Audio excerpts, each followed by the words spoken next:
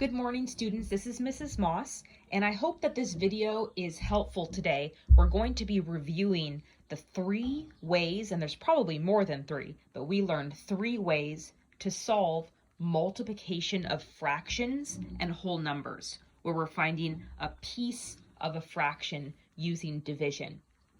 So the next couple lessons we're going to be doing from our workbook in Module 4 have directions that say solve any way you choose, or sometimes they say solve at least 2 different ways. So I'm going to remind you of 3 ways we have learned how to solve the same problem. So the problem we're going to use, I'll write it right over here on the side. We're going to use 3/4 of 12. Okay, that's going to be the problem we use for all the methods. So the first method is drawing. So I'm going to write, oh, by the way, you don't need to write right now. I just want you to write.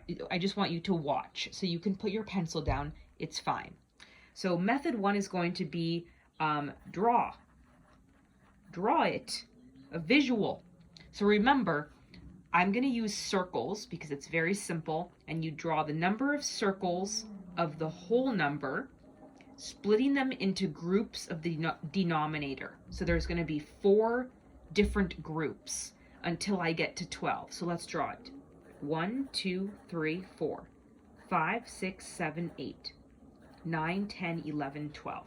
Okay, so there's 4 groups, 12 total circles, and now I'm going to split them. I'm going to draw lines so that I know what is 1/4, 2/4, 3/4, 4/4.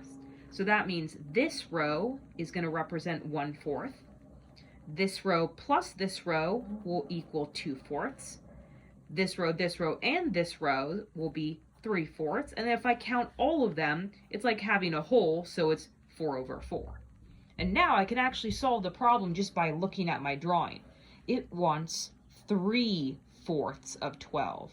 So 3/4 of 12 would mean I need to count these circles, and these circles, because here's the 3/4. So let's count them.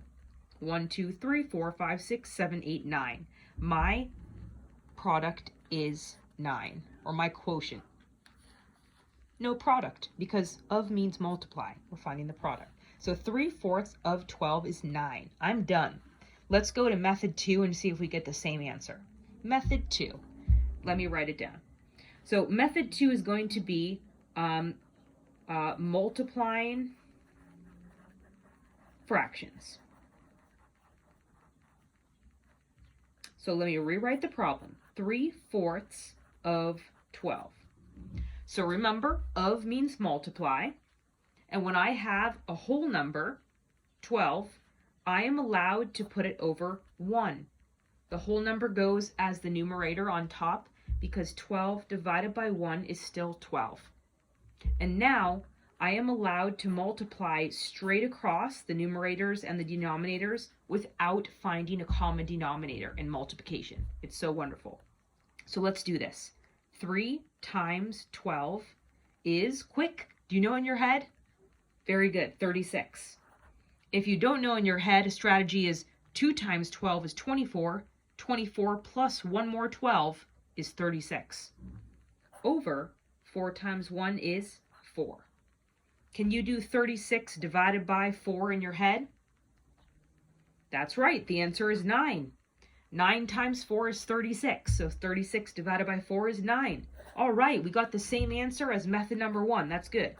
That means it works.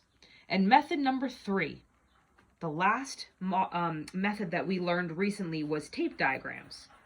Tape diagrams. So remember, a tape diagram is a rectangle. So let me recopy our problem. 3/4 of 12. So that means that this entire tape diagram is equal to 12. The entire thing is 12 because my whole number says 12. And now I want to split the rectangle into the denominator, which is 4. So to make 4 pieces, how many lines do I draw? That's right, 3. 1, 2, 3. 1, 2, 3, 4 pieces.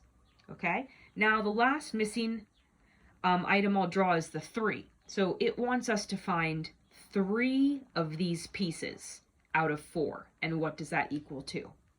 So the shortcut for this problem is we're going to ask ourselves 4 times what number equals 12? What's 4 times what is 12? That's right, 3. Our question mark is 3.